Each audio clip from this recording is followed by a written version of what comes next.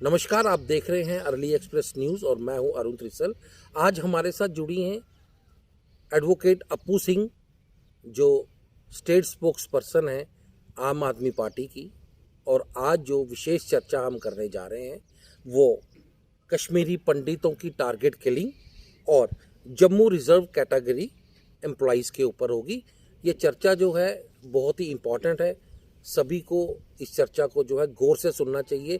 इसमें कुछ ऐसे तथ्य सामने आएंगे जो आज तक जम्मू कश्मीर के लोगों को पता ही नहीं है, या ऐसे कह लो कि जम्मू कश्मीर के लोगों को बताया ही नहीं गया। अप्पू सिंह जी, सबसे पहले तो आपका स्वागत है अर्ली एक्सप्रेस में। आपका बहुत बहुत धन्यवाद अरुण जी कि आज आपके माध्यम से मैं लोगों के समक्ष कुछ तथ्य रखना चाहूँगी। तो आपके जो भी सवालात हैं आप खुल के मुझसे करें, मगर इसके पहले कि हम अपना कॉन्सेप्ट कश्मीरी पंडित्स की टारगेट किलिंग्स और जम्मू रिजर्व्ड कैटेगरी के एम्प्लॉयज़ के बारे में बात करें, हमारे लिए बहुत इम्पोर्टेंट होगा जानना कश्मीरी पंडित्स का एक बेसिक हिस्ट्री। कश्मीरी पंडित अरुण जी जो है सरस्वत ब्राह्मण कम्युनिटी को बिलोंग करते हैं, और ये हर किसी जो जम्मू कश्मीर का निवासी है उसको पता है कि 1846 से लेकर 1947 जब तक डोगरा रूल था हमारे महाराजा का, तब तक कश्मीरी पंडित जो थे महाराजा के बड़े ही चहेते थे। बहुत ही इज्जत और मान सम्मान इनको महाराजा से मिला। 1950s में जब लैंड रिफॉर्म्स शेख अब्दुल्ला साहब लेके आए तो कश्मीरी पंडितों ने अपने आप को काफ़ी उत्पीड़ित महसूस किया। ये किसी से नहीं छुपा कि 1980 तक कश्मीरी पंडितों की सिर्फ पॉपुलेशन रह गई थी 5%।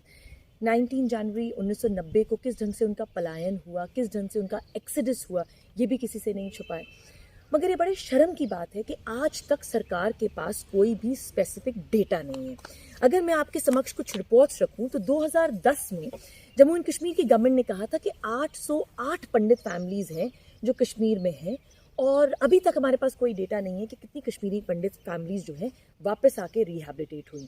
उसी के बाद 2015 में उन्होंने एक नई स्टेटमेंट जारी करी जहां पर उन्होंने कहा कि एक कश्मीरी पंडित फैमिली जो है it has return to the Kashmir valley. 2016 में कहा गया कि 1800 कश्मीरी यूथ जो है वो कश्मीर में वापस गए काम करने के लिए।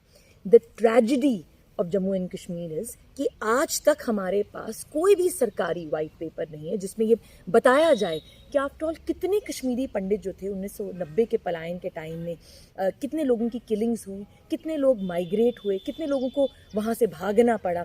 वेरियस सोशल ग्रुप्स हैं, सोशल ऑर्गेनाइजेशंस हैं, जैसे आपकी ऑल इंडिया कश्मीरी समाज है, ऑल इंडिया कश्मीरी पंडित कॉन्फ्रेंस है, और भी बहुत सारी सोशल ऑर्गेनाइजेशंस। मगर सबसे इम्पोर्टेंट और गंभीर बात यह है कि इन ऑर्गेनाइजेशंस का भी उनके पास भी अपना एक डेटा है। तो अल्टीमेटली जो है हमारे पास आज तक कोई भी एक स्पेसिफिक प्रॉपर रिकॉर्ड नहीं है apart from what has been stated in the relief and rehabilitation. अगर आप डिपार्टमेंट की वेबसाइट पे जाएंगे उस पर उन्होंने कुछ डेटा दिया है, मगर आज तक भी हमारे पास कोई भी स्पेसिफिक डेटा नहीं है कि कितने कश्मीरी पंडितों का एक्सिडस हुआ, कितने लोगों का पलायन हुआ, कितने लोगों की किलिंग्स हुई, और कितने लोग वाकई में ही वापस जिनका रिहैबिलिटेशन हुआ। ये कश्मीरी पंडितों की जो है प्लाइट है। अब अगर इन रिपोर्ट्स के बाद मैं आपको सबसे इम्पोर्टेंट जो इशू है वो बात करना चाहूँगी 2014 के बीजेपी के मैनिफेस्टो के बारे में, कि आफ्टर ऑल 2014 में बीजेपी ने क्या मैनिफेस्टो में कहा और अल्टीमेटली क्या उनकी जो थी वो उस मैनिफेस्टो पे खरे उतर पाए या नहीं उतर पाए। I am going to be reading it out to you. BJP ने 2014 के मैनिफेस्टो में कहा कि कश्मीरी पंडितों को 3 शब्दों के साथ वापस लाया जाएगा। सबसे पहले डिग्निटी, दूसरा सिक्योरिटी, और तीसरा livelihood. But the net result is 2014 में आप डिग्निटी, लाइवलीहुड और सिक्योरिटी की बात करते हैं। अल्टीमेटली क्या होता है? अल्टीमेटली जो है जो अनरेस्ट जो आपने क्रिएट हुआ है आज कश्मीर में, जो अनरेस्ट क्रिएट हुआ टारगेट किलिंग्स की वजह से, आप तो कश्मीरी पंडितों को वापस लेके नहीं जा पाए। 2016 में ये किसी से नहीं छुपाया कि बुरहान वाली की जब किलिंग हुई तो 1300-1400 जो कश्मीरी पंडित थे वहाँ से भाग के आए, बिकॉज वो भी जो पीएम पैकेज के तहत जो इन्होंने एम्प्लॉय करे थे उनको वापस आना पड़ा, क्योंकि उनका एक ही ग्रीवेंस था कि आपने हमें पैकेज के दौरान तो लगा दिया बट अल्टीमेटली आपने हमारी सिक्योरिटी और सेफ्टी की जो थी देख रेख वो आपने नहीं करी। एक बहुत इंपॉर्टेंट मुद्दा जो है बीजेपी बार बार उठाती है, वो ये कहते हैं कि अल्टीमेटली हमने जो है कश्मीरी पंडितों का दुख समझा, हमने किसी एक फिल्म को प्रमोट किया। मैं एक मुबारकबाद भी देना चाहूँगी कश्मीर फाइल्स के डायरेक्टर को कि उनकी जो मूवी है ऑस्कर्स के लिए जा रही है, at the end of it उनके पास भी एक कलाकार के तौर पे एक फ्रीडम है, अपना ओपिनियन उन्होंने वॉइस किया, अभिव्यक्ति की आज़ादी सबको है। मगर अल्टीमेटली कश्मीर की पॉलिटिक्स में ऐसे कौन से तत्व हैं जो रिस्पॉन्सिबल हैं कश्मीरी पंडितों के लिए? क्या सच में सिर्फ पीडीपी जिम्मेदार है? क्या सच में सिर्फ एनसी जिम्मेदार है? क्या कांग्रेस का इसमें कोई स्टेक नहीं है? आज कांग्रेस भारत जोड़ो यात्रा कर रही है, it is quite a good picnic, क्योंकि 25-30 साल तक जब आप पावर में थे तब तो आप कुछ नहीं कर पाए। आपकी कमियों के कारण जो था बीजेपी को आपने एक प्रॉपर पैसेज दे दिया अंदर आने के लिए, पावर में आने के लिए, और अब आप भारत जोड़ो की यात्रा कर रहे हैं। मैं कोई भी जिसे कहते हैं पर्सनल टिप्पणी राहुल गांधी जी पे नहीं करना चाहूँगी, मगर हम अपने मुद्दे पे वापस आते हैं कि अल्टीमेटली कौन सी पॉलिटिकल पार्टीज़ जो हैं जिम्मेदार हैं। सच तो ये है अरुण जी कि सारी पॉलिटिकल पार्टीज़ जो हैं कश्मीर के स्टेटस के लिए ज़िम्मेदार हैं। अगर मैं आपके सामने कुछ जो है पॉलिटिकल फैक्ट्स रखूं, फारूक अब्दुल्ला साहब का आई थिंक कल एक स्टेटमेंट आया है जिसमें उन्होंने कहा है कि कश्मीरी पंडितों को वापस आना चाहिए, उनकी सिक्योरिटी और सेफ्टी की बात है। तो अब्दुल्ला साहब अपने 19 जनवरी 2016 का जो स्टेटमेंट है उस पर थोड़ा गौर करें। I am going to be reading out the statement, मैं वो स्टेटमेंट रीड आउट करूंगी। वो कहते हैं नोबडी, अब्दुल्ला साहब ने 19 जनवरी 2016 में इंडिया टुडे के कॉन्क्लेव में एक स्टेटमेंट दी थी और कहा था कि nobody is going to come with a begging bowl and ask the Kashmiri Pandits to come and stay with us. अर्थात कि कश्मीरी पंडितों को कोई भी भीख नहीं मांग सकता उनसे कि भाई आओ और हमारे पास आके रहो। इसका मतलब तो एक चीज़ बड़ी क्लियर है, एक्सप्लिसिट है कि आप उनके लिए एक सेफ पैसेज लेके ही नहीं आ पाए। Ultimately you don't have to beg but you definitely have to request. आपको उनके सामने बोलना पड़ेगा कि आज जो सिचुएशन है आपके लिए प्रॉपर है, सिक्योरिटी आप उनको प्रोवाइड करते तो वो वापस आते। अब अगर मैं कश्मीर की पॉलिटिकल हिस्ट्री पे जाऊँ अरुण जी, ये किसी से नहीं छूटा है कि 1975 में जब शेख अब्दुल्ला का और इंदिरा गांधी का अकॉर्ड हुआ था तो किस ढंग से कश्मीरी जो लोग थे वो काफ़ी शेख अब्दुल्ला से काफ़ी नाराज़ हुए। 1984 में किस ढंग से फारूक अब्दुल्ला की गवर्नमेंट को डिसमिस किया गया, उसके बाद गुलशाह आए। 1986 में जो था उसके बाद एक ऐसा मसला बन गया कि जगमोहन को गवर्नर लाना पड़ा। 1987 की जो इलेक्शंस हैं, स्टेट की असेंबली इलेक्शंस, वो रिग की गई जिसमें कांग्रेस और फारूक अब्दुल्ला दोनों जिम्मेवार थे। और उसके बाद जो इम्पॉर्टेंट डेट जो हमारे लिए बहुत ज़रूरी है याद रखना, वो है 2 दिसंबर 1989। कश्मीरी पंडितों का अगर हम एक पॉलिटिकल डेटा देखें तो उनका पलायन शुरू हुआ 1990 में, जो कश्मीरी पंडित वहाँ से भागने लगे, जब उनका एक्सेडस हुआ, जब उनकी टारगेटेड किलिंग शुरू हुई। 2 दिसंबर 1989 से लेके 10 नवंबर 1990 तक क्या जम्मू कश्मीर के लोगों को, आज मैं पहले मुझसे पूछना चाहूँगी कि आप जानते हैं कि 2 दिसंबर 1989 से लेके 10 नवंबर 1990 तक किसकी सरकार थी सेंटर में? सेंटर में सरकार थी वीपी सिंह की। उस टाइम पे आपके होम मिनिस्टर कौन थे? उस टाइम पे आपके होम मिनिस्टर थे मुफ्ती मोहम्मद सईद। अगर वीपी सिंह की अगर गवर्नमेंट थी तो उसके पास आउटसाइड सपोर्ट किसका था? वीपी सिंह की गवर्नमेंट के पास आउटसाइड सपोर्ट था बीजेपी का। और उस टाइम पे अगर बीजेपी चाहती तो अपना सपोर्ट विड्रॉ कर सकती थी। But the fact of the matter is, अगर एक्सोडस जो हम लोग कहते हैं, एक्सोडस कश्मीरी पंडितों का जो पलायन है वो 1990 में हुआ, तो क्या भारतीय जनता पार्टी उस टाइम सो रही थी जब वो आउटसाइड सपोर्ट बीजेपी को, वीपी सिंह की गवर्नमेंट को दे रहे थे जस्ट बिकॉज वो चाहते थे कि कांग्रेस की सरकार पावर में ना आए? उसके बाद क्या हुआ?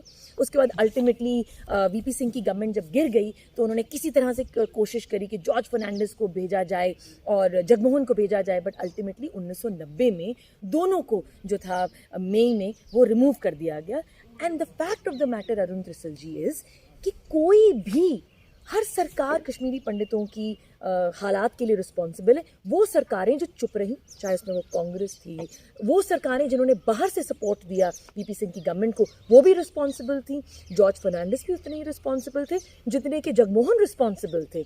So the point is, all the political parties जिन्होंने जम्मू कश्मीर में रूल किया, वो सब स्टेक होल्डर्स हैं कश्मीरी पंडितों के हालात के। और लोगों को इस बात के बारे में सोचना पड़ेगा, चिंतन करना पड़ेगा, पढ़ना पड़ेगा और एक पॉलिटिकल नॉलेज अपनी डेवलप करनी पड़ेगी और रीड करना पड़ेगा। इसीलिए मैं आपके माध्यम से जम्मू कश्मीर की सभी जितने भी शिक्षित वर्ग के लोग हैं, जम्मू कश्मीर में जितने भी हमारे पढ़े लिखे वर्ग के नौजवान हैं, आप पढ़िए, आप जम्मू कश्मीर की पॉलिटिकल हिस्ट्री पढ़िए। आप व्हाट्सएप यूनिवर्सिटी और फेसबुक यूनिवर्सिटी, इंस्टाग्राम यूनिवर्सिटी और स्नैपचैट यूनिवर्सिटी मत ज्वाइन करिए।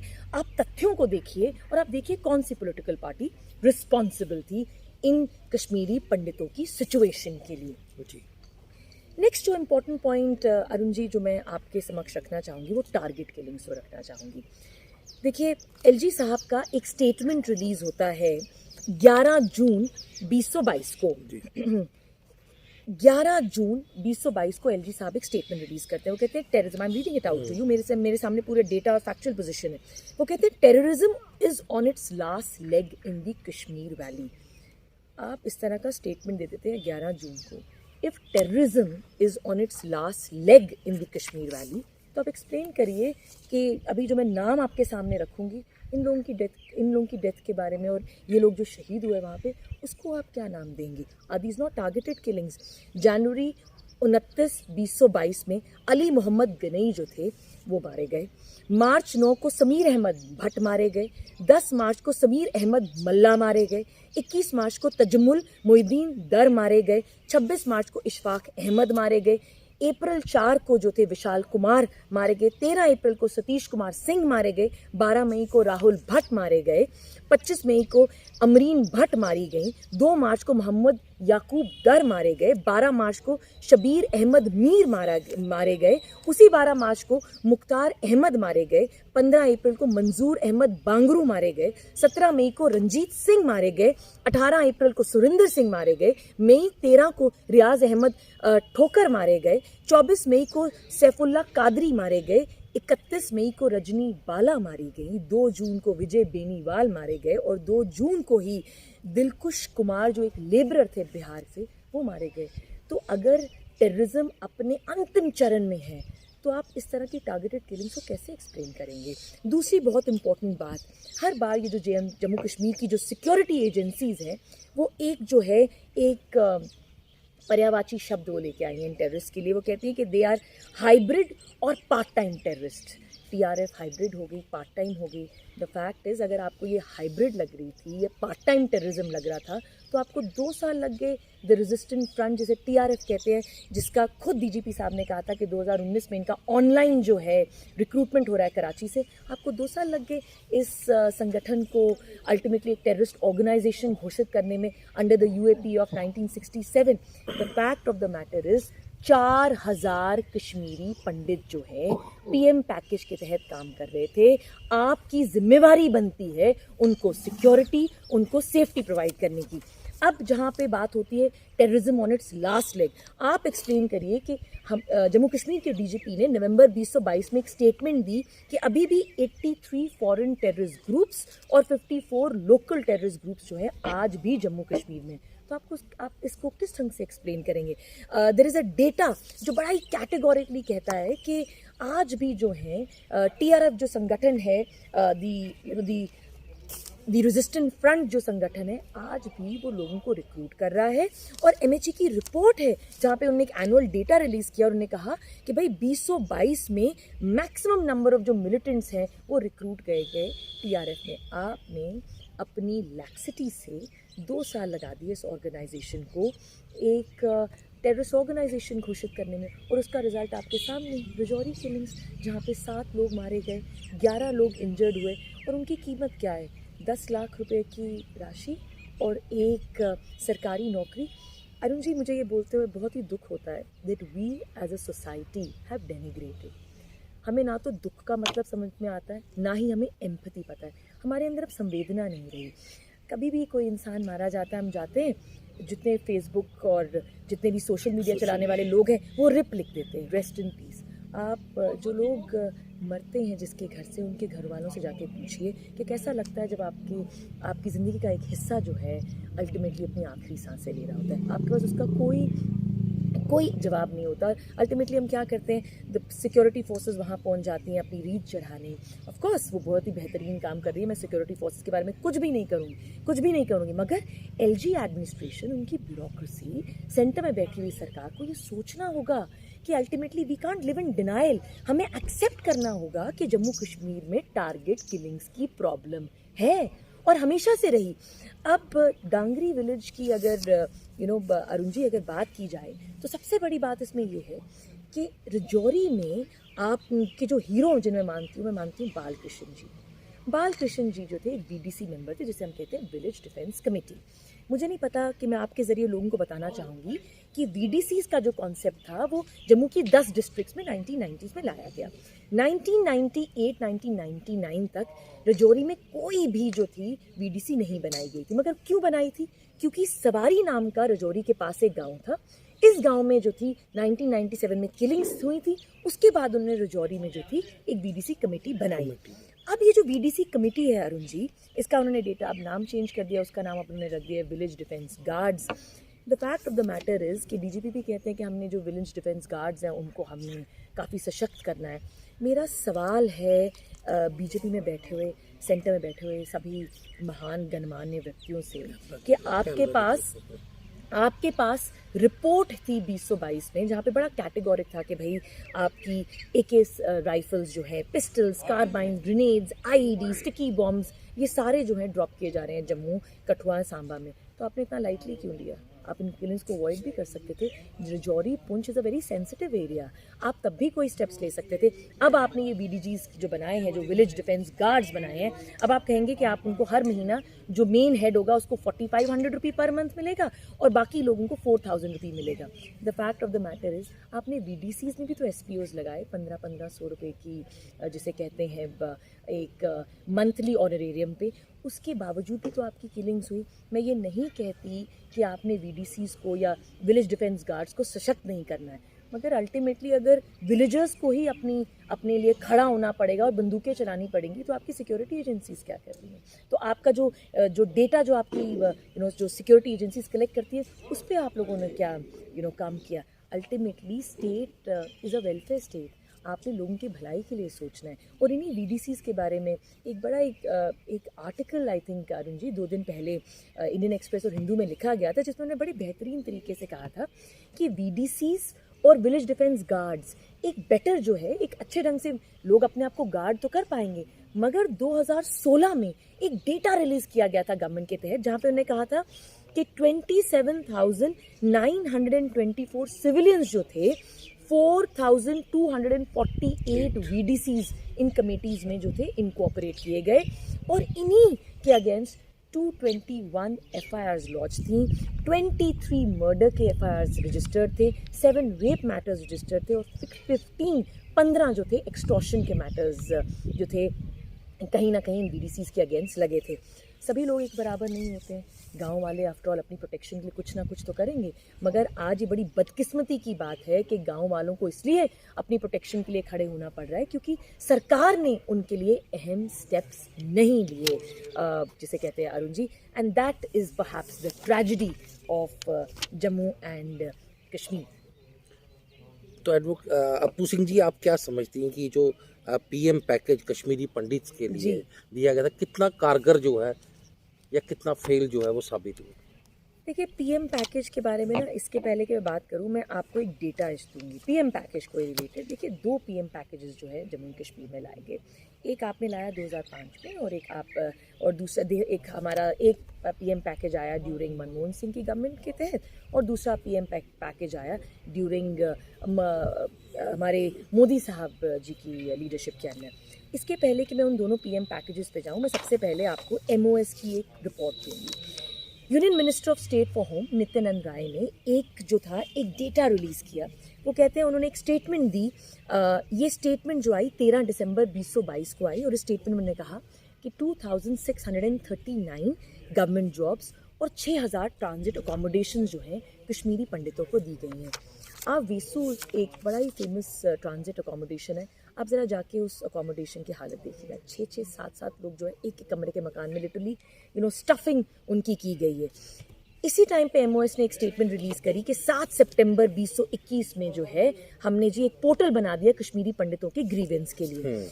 आपने 13 दिसंबर 2022 को वो स्टेटमेंट दिया और यही स्टेटमेंट तो आपने 21 जुलाई 2022 को दिया था। तो आपने कौन सी नई बात कही? आपने सेम सैंडविच को एक नई पैकिंग के साथ तहत करके लोग के सामने परोस दिया। अल्टीमेटली जिस अकोमोडेशन की ये बात करते हैं, मैं आपके सामने वो रखूँगी। देखिए, 2008 और 2015 का PM पैकेज आया। 2008 का जो PM पैकेज था वो मनमोहन सिंह सरकार के तहत आया और 15 का जो PM पैकेज था वो नरेंद्र मोदी के तहत आया। 2015 से ये जो रिपोर्ट में जो आपको डेटा अभी दूंगी Arun ji, this is as पर दी MHA, ये मेरा कोई अपना बनाया हुआ डेटा नहीं है और ना ही कोई न्यूज़ रिपोर्ट्स हैं या कोई अखबारों से कलेक्ट करी हुई इन्फॉर्मेशन है। This is the report of the MHA। MHA कहती है 2015 से लेके 2021 तक 6 सालों में आपने 1025 अकोमोडेशन तैयार करी और हमारे LG साहब 25 दिसंबर को इंडियन एक्सप्रेस के आइडिया एक्सचेंज प्रोग्राम में बैठकर कहते हैं कि 1200 जो घर हैं अकोमोडेशन वो मैं अप्रैल तक तैयार कर दूंगा और 1800 जो हमारी अकोमोडेशंस हैं वो तैयार हो जाएंगी दिसंबर तक। तो मोटा मोटा वो कहते हैं जी दिसंबर 2023 तक सारी अकोमोडेशन तैयार हो जाएगी। जो लोग भी थोड़े बहुत पढ़े लिखे हैं और थोड़ा बहुत मैथमेटिक्स जानते हैं वो कैलकुलेशन कर लें कि आपने 6 साल में 1025 जो है अकोमोडेशन तैयार करी। अब ऐसा कौन सी जापानीज टेक्नोलॉजी, ऐसी कौन सी ज़बरदस्त टेक्नोलॉजी आ गई है आपके पास कि दिसंबर 2023 तक आप बच्चे बचाए सारे अकोमोडेशन तैयार कर देंगे। मैं आपके माध्यम से लोगों के सामने एक और बात रखना चाहूँगी। 2020 और 2021 में एक पार्लियामेंट्री कमेटी रिपोर्ट आई जिसमें MHA ने जम्मू कश्मीर की सरकार को फटकार लगाई कि आपने ट्रांजिट अकोमोडेशंस को बनाने के लिए 4 साल लगा दिए सिर्फ उनकी ज़मीनें ढूंढने के लिए। The fact of the matter is PM package भी कहीं ना कहीं जो है जम्मू कश्मीर में कोलैप्स कर गया है क्योंकि आपने उनको सिक्योरिटी नहीं प्रोवाइड करी। अब अगर मैं इनके PM पैकेज की अगर और इनसे बड़ी ज़ाती तौर पे इनके ऊपर एक टिप्पणी करूं तो कहीं ना कहीं LG साहब ने अपने स्टेटमेंट में ना एक बहुत बड़ी बात इंडियन एक्सप्रेस के एक्सचेंज प्रोग्राम में कही कि आप इन किलिंग्स को किसी रिलीजन के नज़रिए से ना देखें, अपना नज़रिया बदलें। तो मैं LG साहब से आपके माध्यम से एक चीज़ पूछना चाहूँगी।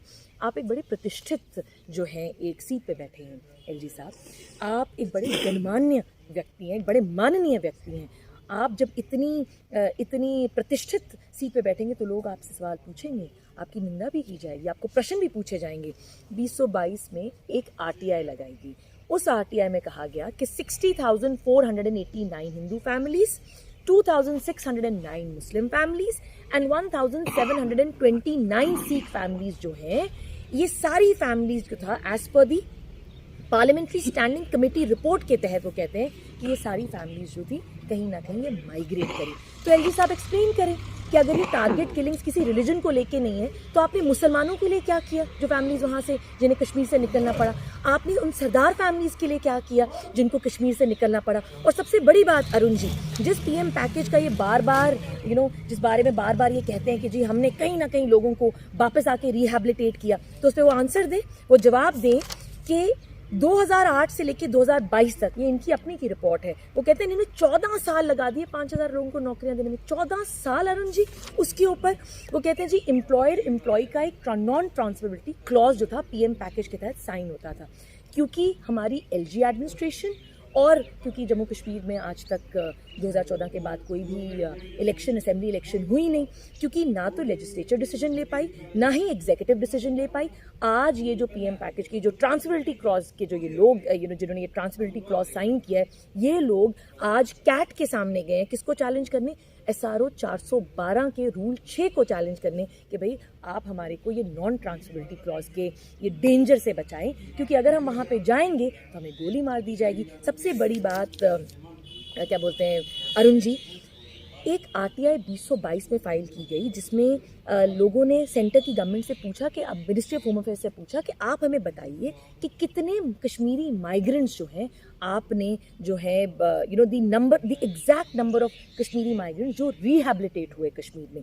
The fact of the matter is सरकार के पास 2 ही जवाब थे इसके। उन्होंने कहा जी 6,000 को जॉब प्रोवाइड करी है हमने, और दूसरा यूनियन गवर्नमेंट का ये स्टेटमेंट है, और मैं ये रीड करूंगी statement, that the state government, that the Jammu and Kashmir state government does not have any information on the number of Kashmiri migrants who resettled back in Kashmir in 2022. So you do not have a data.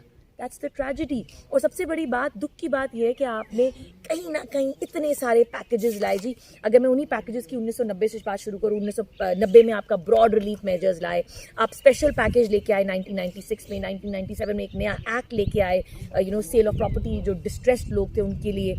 2001 में आप action plan लेके आए, 2003 में आपने committee बनाई, 2004 में prime minister का reconstruction plan आया, 2008 में आपकी कॉम्प्रिहेंसिव पैकेज की पॉलिसी आई, 2015 में आप एक और पैकेज लेके आए। अल्टीमेटली ऑल दीज गवर्नमेंट्स, चाहे वो पीडीपी थी, एनसी थी, कांग्रेस थी, चाहे वो बीजेपी थी, इनमें से किसी भी गवर्नमेंट ने जो था एक प्रॉपर रिहैबिलिटेशन वो कश्मीरी पंडितों को दे ही नहीं पाए। और बार बार वो एक ही बात कहते रहे कि जी नहीं, हमारे पास जो है पैकेज के दौरान जो है हमने एक बहुत ही ज़बरदस्त पॉलिसी बनाई है और इसी पॉलिसी के तहत जो है कश्मीरी पंडितों को वापस लेके लिया जाएगा। जी अरुण जी। जम्मू, हाँ, क्या है ये, क्या लिखा है? जम्मू कश्मीर। अच्छा नहीं, ये इसको लास्ट में ले लेते हैं।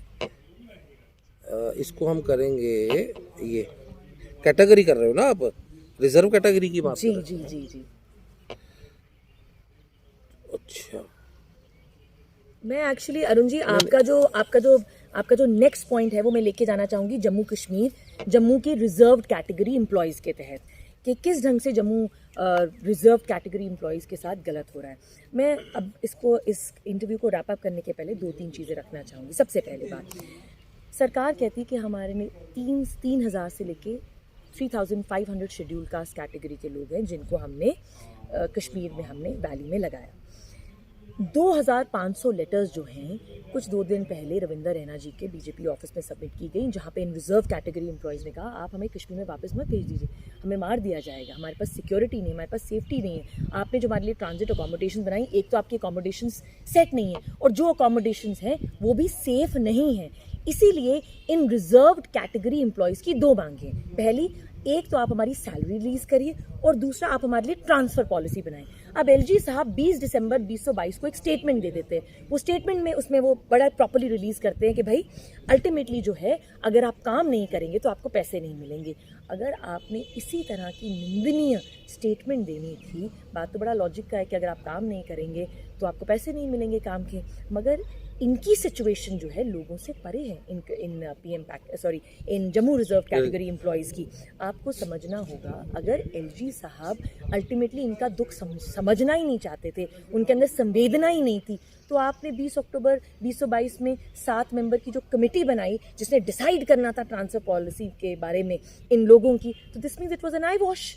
आपने सिर्फ लोगों को गुमराह करने के लिए वो पॉलिसी बनाई। किसके उसके बनी थी ये जो 7 मेंबर की कमेटी थी, इसमें आपके बहुत सारे जो लोग थे, ये मेंबर्स थे, I am going to be reading out to you. ये इस कमेटी को हेड किया था principal secretary of the higher education department ने, उसी के साथ इनके बाकी 7 मेंबर्स थे। इसमें थे आपके commissioner secretary social welfare department, divisional commissioner of Kashmir, divisional commissioner of Jammu, उसके साथ ही secretary of the government of general administration department, secretary of law, justice and parliamentary affairs और कुछ रिप्रेजेंटेटिव्स थे। इन सभी लोगों ने मिलकर एक कमेटी बनाई और इस कमेटी का एक ही काम था कि उन्होंने ट्रांसफर पॉलिसी पे डिसाइड करना था, मगर आज तक वो ट्रांसफर पॉलिसी है नहीं। और मैं बीजेपी को भी ये सवाल पूछना चाहूँगी और लोगों को भी इस चीज़ के बारे में जागरूक करना चाहूँगी। लोगों को सोचना पड़ेगा। कविंदर गुप्ता जी कहते हैं कि मुझसे प्रश्न मत पूछिए, तो अगर आपसे प्रश्न नहीं पूछना तो सेंटर में तो आप ही बैठे हैं, आप ही से प्रश्न पूछना है। उसके बाद रैना साहब कहते हैं कि हम उच्च स्तरीय बैठक करेंगे और जब दिल्ली तक आपकी आवाज़ पहुँचाएंगे। अरे भाई, 250 दिनों से ज़्यादा ये लोग बैठे हुए हैं, आपने 250 दिनों में क्या किया? आपको नहीं पता था कि आपके उच्च स्तरीय जो लोगों को है, जो आपकी ऊपर की जो हाई लेवल की टीम बैठी हुई है, उसको भी पता होना चाहिए इन रिजर्व कैटेगरी एम्प्लॉयज़ के साथ क्या हो रहा है। और सबसे बड़ी बात, निर्मल सिंह जी की चेयरमैनशिप के अंडर, उनकी लीडरशिप के अंडर आपने कमेटी का संगठन किया था। ये बीजेपी की अपनी कमेटी थी जिसने कहा था कि हम कुछ ही 1-1.5 महीने के अंदर जो है अपनी वो रिलीज़ करेंगे, स्टेटमेंट रिलीज़ करेंगे और अपनी रिसर्च रिलीज़ करेंगे कि हमने क्या ट्रांसफर पॉलिसी को लेके हमने जो है इन रिजर्व कैटेगरी एम्प्लॉयज़ के बनाया। आज तक निर्मल सिंह जी के पास कोई जवाब नहीं है, आप उनसे पूछिएगा। अब आप मुझे ये बताइए कि जो इस वक्त स्टेट में हो रहा है, जी, क्या केंद्र सरकार को नहीं पता ये क्या हो रहा है? एब्सोल्युटली केंद्र सरकार को बिल्कुल पता है, इसी बिल्कुल वो एक एक चीज़ जानते हैं। मगर बीजेपी का गिफ्ट क्या है? अगर मैं इसको कंक्लूड करूं तो क्या गिफ्ट दिया बीजेपी ने और बाकी सरकारों ने जम्मू कश्मीर को? सबसे बड़ी बात, आपने इतने पीएम पैकेजेस बनाए, मगर एज पर दी CMI, अगर मैं आपको एक रिपोर्ट दिखाऊं, एज पर the centre for monitoring Indian economy CMIE की रिपोर्ट के तहत जम्मू कश्मीर की जो अनएम्प्लॉयमेंट परसेंटेज है वो है 32.8%। इतना पीएम पैकेज निकाल लिया आपने, इतने लोग आपसे रुस्वा हैं, तो क्या, and we are number 2 in unemployment, Haryana number 1 है और हम नंबर 2 हैं। तो इसका मतलब यही गिफ्ट था बीजेपी का, अनएम्प्लॉयमेंट का। दूसरा, आपसे सभी नाराज़ हैं, आपसे PDD के डेली वेजेस नाराज़ हैं। पीएचई के डेली वेजेस आपसे नाराज़ हैं, आंगनवाड़ी लेडीज़ आपसे नाराज़ हैं, उनके लिए आप कोई एक स्पेसिफिक अब तो आपने एक नई पॉलिसी निकाल दी कि 60 के बाद आप उनको निकाल देंगे। आपसे जो लैंड एक्वायर कर रहे हैं आप लोगों से as per the land acquisition act of 2013, और आप कहते हैं जी हम एक्सप्रेस हाईवे बना रहे हैं, वहाँ के लोग आपसे नाराज़ हैं। मैं भी कुछ ही दिन पहले मैंने एक इशू उठाया हुआ है चकजंगी का मैटर, जहाँ पे वो एक जंक्शन बनाना चाहते हैं और पूरा जो एरिया शेड्यूल कास्ट का एरिया है, एक तरह से आप कहते हैं कि हम निचली वर्ग की जातियों की हम मदद करेंगे, दे आर कॉन्स्टिट्यूशनल, इनके पास एक कॉन्स्टिट्यूशनल स्टेटस एंड बॉडीज़ के ऊपर इनके पास, ऊपर से आपके जितना यूथ है वो आपसे नाराज़ है। JKSSR भी एक भी एग्ज़ाम कंडक्ट नहीं करवा पाती। अच्छा, जो कंडक्ट करवाती हैं आप एग्ज़ाम, वो आप एक ब्लैक, जिसे कहते हैं ना, एक ब्लैक लिस्टेड कंपनी से आप एग्जामिनेशन कंडक्ट करवाते हैं। मैं कुछ दिन पहले एक गाँव में गई थी जिसका नाम है त्रिंडियाँ, ये रामगढ़ के इलाके में एक गांव पड़ता है। मैं हैरान हो गई हूँ अरुण जी, आज भी वहाँ पे लेडीज़ मेरे पास आई हैं जो कहती हैं मैम हमारे पास 32 सालों से टॉयलेट्स नहीं है। तो किस आज मैंने उनकी एप्लीकेशन जो है national commission for schedule caste को लिखी है कि आप आके ब्यौरा चेक करिए, आप देखिए कौन सी डेवलपमेंट की बात हो रही है।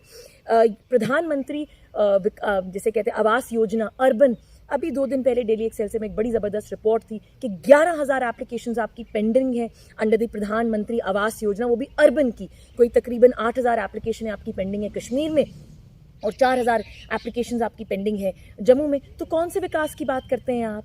आपसे हर सेक्टर का आदमी जो है आपसे परेशान है, और आपके पास सिवाय संवेदना के, सिवाय आके एक फ़ोटो अपॉर्चुनिटी के साथ एक फ़ोटो खिंचवाने के, आपके पास कोई जवाब नहीं है। Arun ji, this is the gift जो बीजेपी का है, जो बीजेपी और बाकी सारी सरकारों ने। आप कठुआ की बात ले लीजिए, क्योंकि आज हम कठुआ बैठे, क्यों ना यहीं से हम शुरुआत करें। मैंने 17 साल काटे हैं कठुआ में। बेशक मैंने अपनी जो प्राथमिक शिक्षा थी बाहर करी, अपनी लॉ की पढ़ाई आउट ऑफ स्टेट करी, मगर मुझे कठुआ में कोई भी चीज़ का जो है डिफरेंस नहीं दिखा। आप वार्ड नंबर 17 जहाँ पे मैं रहती हूँ, आप वहाँ का डस्टबिन आके चेक करिए, डस्टबिन आपके रेगुलरली साफ़ नहीं होते। आप बीच में जो आपकी जो आई थिंक जो डिवीजन, जो एक डिवाइडर होता है रोड्स का, आप बीच में देखिए उनकी, जहाँ पे आपके पेड़ जिस तरफ जा रहे हैं उसी डायरेक्शन में जाते रहते हैं, वो प्रॉपर्ली कटते नहीं हैं। कठुआ में आपने स्वच्छ भारत अभियान चलाती है सरकार कहती है हमने स्वच्छ भारत अभियान चलाया, कौन सी स्वच्छता है? आप अल्टीमेटली कोई भी जो है इस पे कोई भी आप प्रॉपर मेरिट पे काम नहीं करके बता पाए। यही रीज़न है कि अरुण जी, सबसे बड़ी बात जो लोगों को समझनी पड़ेगी, यूथ जो है ना वो पॉलिटिक्स में आना नहीं चाहता। पढ़ा लिखा यूथ, वो कहता है कि अगर पढ़ने में अच्छा, आप किसी भी 10वीं क्लास के बच्चे से पूछिए, अगर वो 90% नंबर ले लेता है, उसका एक ही जवाब होगा कि मुझे IAS बनना है या IPS बनना है। किसी को पॉलिटिक्स में नहीं आना, किसी को MLA नहीं बनना, किसी को MP नहीं बनना, किसी को MLC नहीं बनना, किसी को राज्यसभा नहीं बैठना। क्यों?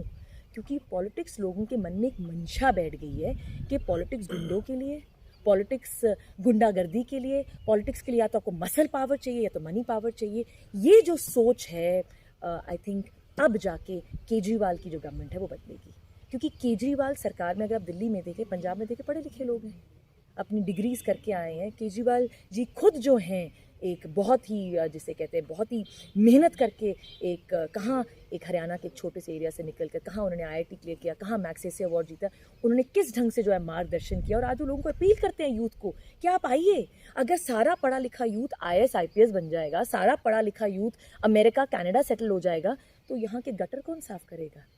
यहाँ की पॉलिटिक्स की सफाई करनी पड़ेगी। आम आदमी पार्टी, आज अगर हम सड़कों पे उतरे हैं तो हम यहाँ पे पॉलिटिक्स करने नहीं उतरे हैं, हम पॉलिटिक्स को साफ करने उतरे हैं। कुशिंग जी, मुझे ये बताना कि ये जो भाजपा गवर्नमेंट है जी, जिस तरह से ये धर्म की राजनीति जो है ये कर रही है, जी, उस पे आपका क्या कहना है? क्या लोग उसी तरफ डाइवर्ट हो गए, देखिए, तभी पॉलिटिक्स में नहीं आना चाहते, या भाजपा लोगों को इस तरह से मैनिपुलेट कर रही है कि वो अपने ही काम में बिजी रहे, उनको ऐसे ऐसे काम में लगा देती है? कभी आधार कार्ड बन रहे हैं, अब आज आधार कार्ड चेंज हो रहे हैं, आज नया आधार कार्ड आ रहा है, आज और कुछ आ रहा है, वही चीज़ 4-4 बार जो है वो उनसे करवा रहे हैं। तो क्या कहना है आपका? एब्सोल्युटली, भाजपा आपको मेन मुद्दों से दूर रखना चाहती है, मगर इस पर जिम्मेवारी सबकी है। अगर आज भाजपा आपको मेन मुद्दों से दूर रखना चाहती है और दूर रख रही है, कभी आधार कार्ड का हो गया इशू, कभी डीमोनेटाइजेशन का इशू हो गया, कभी अब तो जम्मू कश्मीर में यूनिक फैमिली ID लेके आना चाहते हैं कि हर घर का आपका अपना ID होगा, वो मेन मुद्दों से आपका ध्यान जो है बांटना चाहती है, बिल्कुल आपका ध्यान जो है डाइवर्ट करना चाहती है। मगर इसकी जिम्मेवारी मैं सिर्फ भाजपा पे नहीं थोपूंगी, इसकी जिम्मेवारी कांग्रेस की भी थी। जब आप पावर में थे तो आपने क्या किया? आपने आपने रास्ता बनाया, लोगों ने आपको मैंडेट दिया, कांग्रेस को मैंडेट मिला, लोगों ने मैंडेट दिया उनको कि आइए हमारे लिए काम करिए। अल्टीमेटली ग्राउंड रिजल्ट जीरो था, आपने भी स्कैम्स पे स्कैम्स दिए एंड अल्टीमेटली भाजपा ने आपकी एंट्री करी।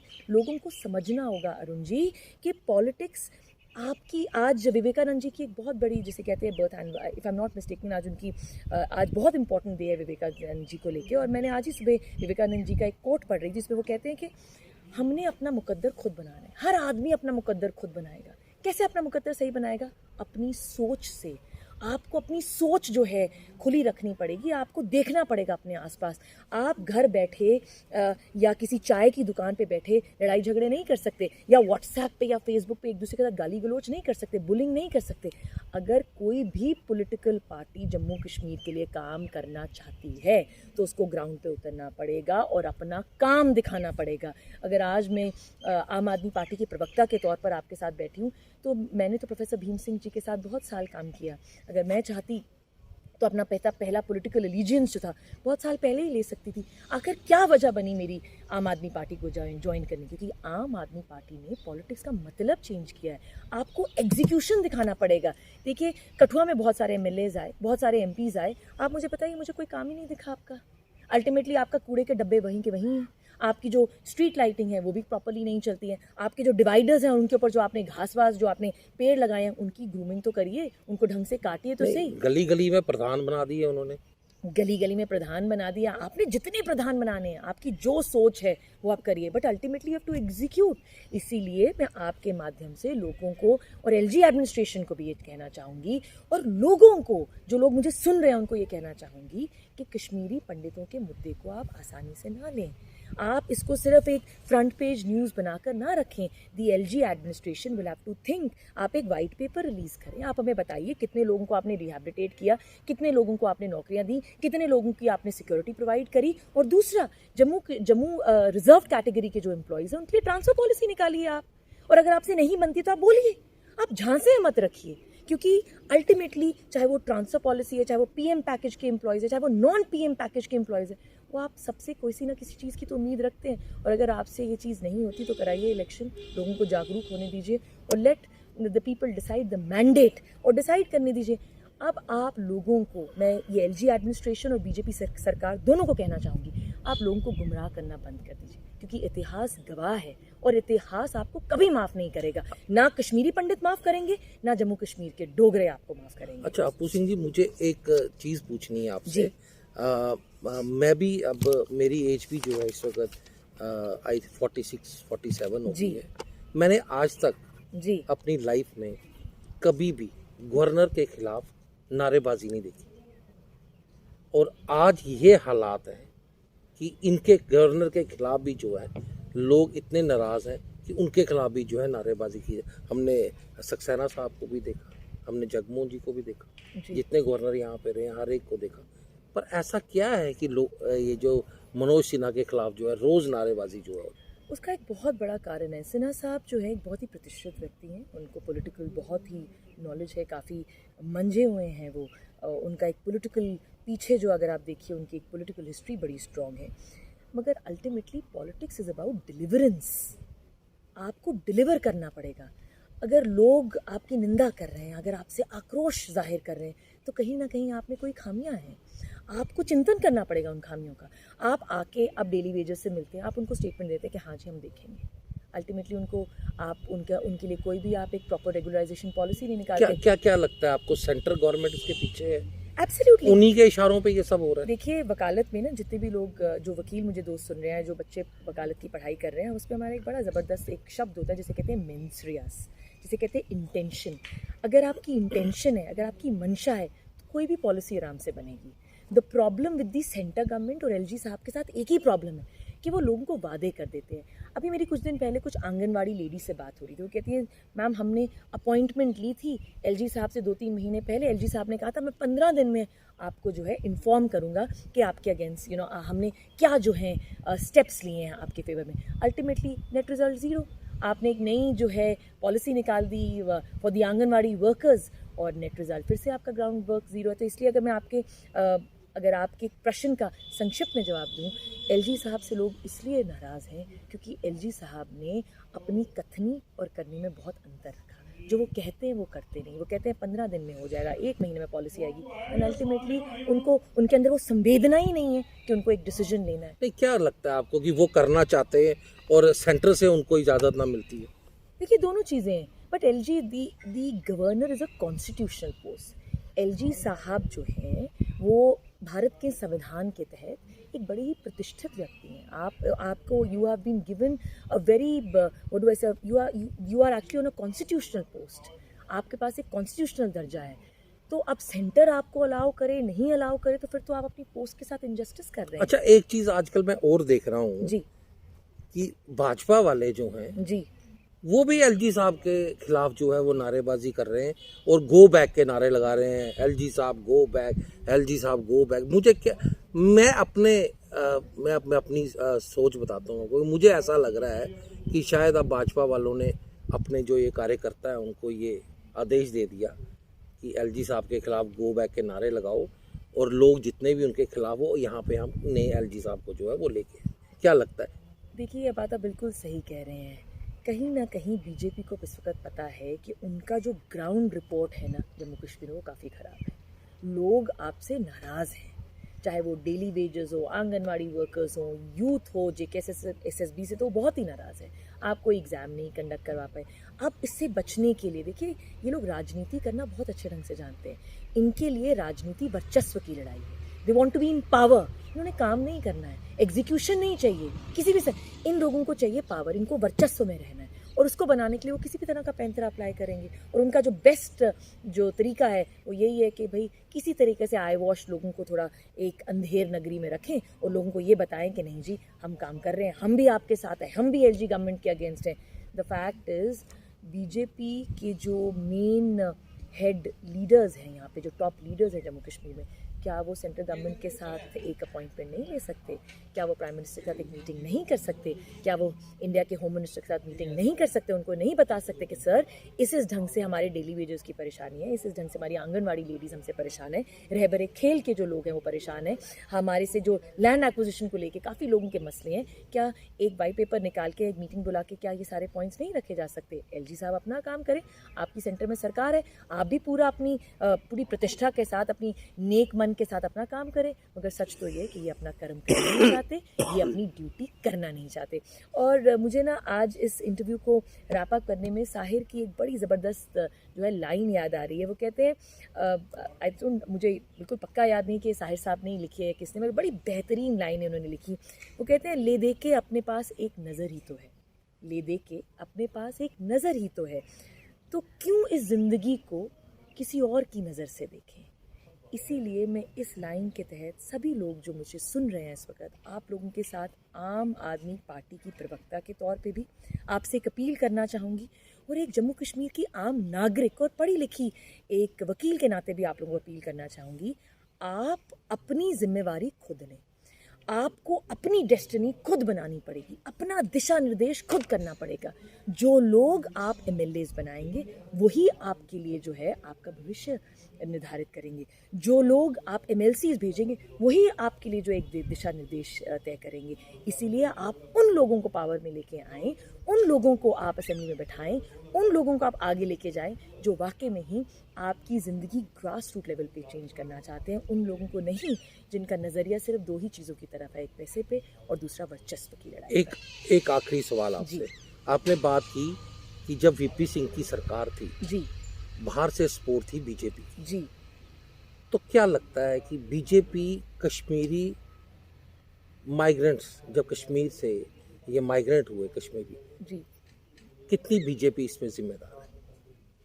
पूरी की पूरी बीजेपी जिम्मेवार है इसमें। मैं अगर आपने मुझे कोई प्रतिशत पूछा तो आई से 100% they are absolutely responsible for the ruckus that they've created. We cannot deny the fact that from the 2nd of November 1989 till the 10th of November 1990 the VP Singh government was in power. मुफ्ती मोहम्मद सईद जो थे भारत के home minister थे। आपने BJP ने, क्योंकि BJP नहीं चाहती थी कांग्रेस पावर में आए, उन्होंने आउटसाइड सपोर्ट दी VP सिंह की गवर्नमेंट को। और अगर आपने आउटसाइड सपोर्ट दी VP सिंह की गवर्नमेंट तो क्या आपको नहीं पता था कश्मीर के हालात क्या बने हुए हैं?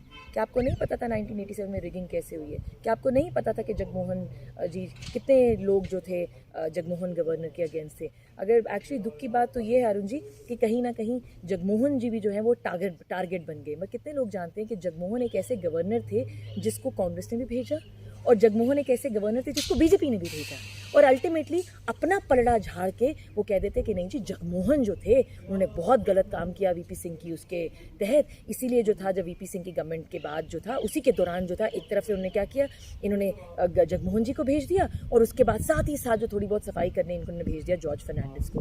But the fact of the matter is completely BJP will have to take the onus, they will have to face the burden of the ruckus that they created in Srinagar with the Kashmiri Pandit migrants. They did not know how to handle the condition. They played petty politics. They just wanted to stay in power, and that today what has happened is the end result is an absolute जिसे कहते हैं ना meticulous result of their failed political deliverance in Kashmir. तो आपने सुना, ये एक विशेष चर्चा थी हमारी स्टेट स्पोक्स पर्सन आम आदमी पार्टी की एडवोकेट अप्पू सिंह से। मैं ये चाहता हूँ कि लोग जो इन्होंने बोला है उसको ध्यान से सुने और समझें कि सरकारें जो हैं वो कितनी लोगों के प्रति संजीदा होती हैं, और कश्मीर से जो कश्मीरी पंडितों का पलायन हुआ उसमें बीजेपी जो है वो भी उतनी ही कसूरवार है जितनी उस वक़्त की सरकार है। ऐसी विशेष चर्चाएं आपको आगे भी दिखाई जाएंगी। तब तक के लिए अर्ली एक्सप्रेस की टीम को दीजिए इजाज़त। नमस्कार।